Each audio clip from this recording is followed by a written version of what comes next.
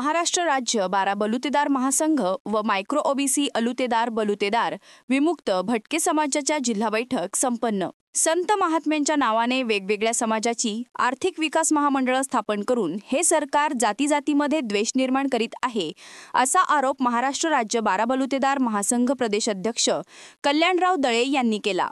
गुरुवारी दिनांक 16 ऑक्टोबर पिंपरी येथे महाराष्ट्र राज्य बारा बलुतेदार महासंघ व मायक्रो ओबीसी बलुतेदार विमुक्त भटके समाजाच्या जिल्हा प्रतिनिधींची महाराष्ट्र प्रदेश बैठक आयोजित करण्यात आली होती।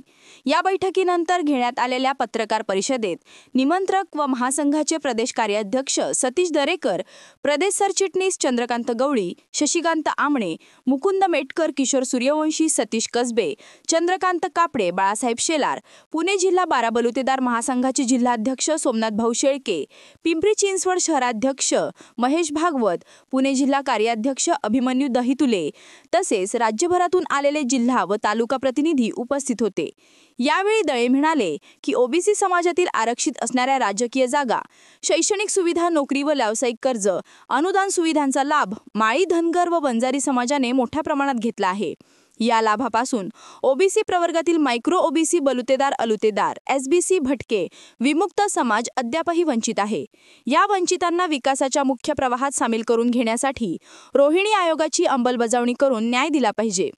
हे सरकार नव्याने स्थापन झालेल्या परशुराम आर्थिक विकास महामंडळाला भरघोस निधी, कार्यालय आणि कॅबिनेट मंत्रिपदाचा दर्जा देत आहे, परंतु ओबीसी समाज आर्थिक विकास महामंडळ तसेच इतर समाजासाठी स्थापन केलेल्या आर्थिक विकास महामंडळांना साधा उपकंपनीचा दर्जा देऊन निधी व कार्यालय देखील उपलब्ध करून दिले जात नाही।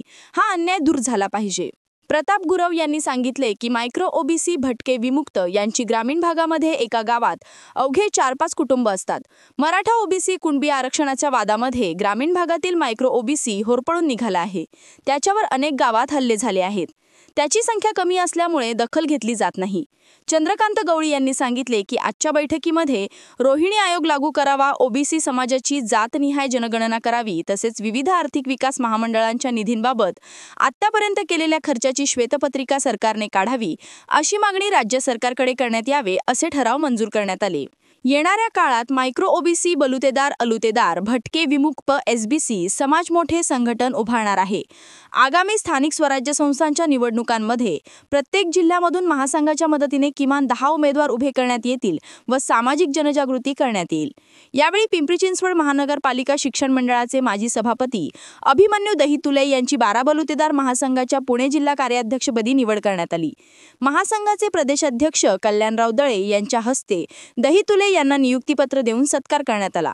या बैठकीचे आयोजन पुणे जिल्हा बारा बलुतेदार महासंघाचे जिल्हाध्यक्ष सोमनाथ भाऊ शेळके व त्यांच्या जिल्हा कमिटी मेंबर्स यांनी केले होते। सिटी प्लस मराठीसाठी गणेश मोरे, पिंपरी चिंचवड।